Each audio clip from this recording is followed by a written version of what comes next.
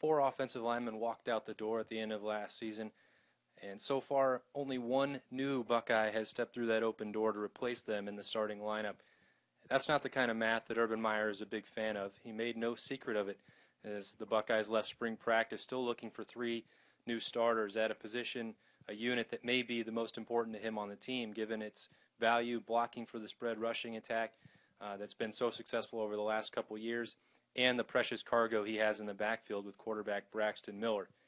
But when you sort through the options there, Taylor Decker returning at tackle, Pat Elflein is the one who emerged during the spring as a candidate to fill a starting job at guard.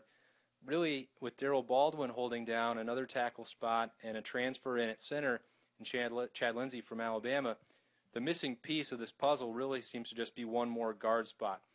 So how Ohio State manages that competition could be critical as it tries to solidify that unit of five.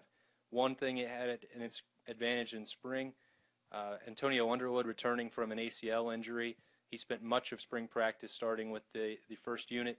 You also had Joel Hale move over from the defensive line as another possible candidate for playing time and to add some depth.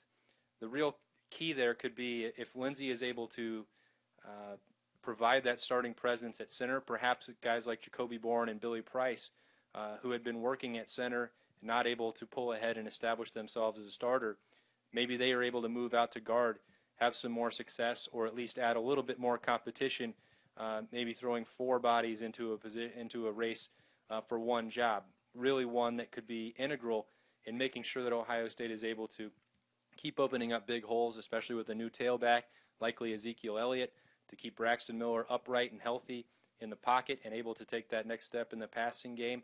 And maybe even with Baldwin and Decker with experience, provide some of that leadership that was so important during the last couple of years with Meyer and that veteran offensive line that has now departed due to graduation.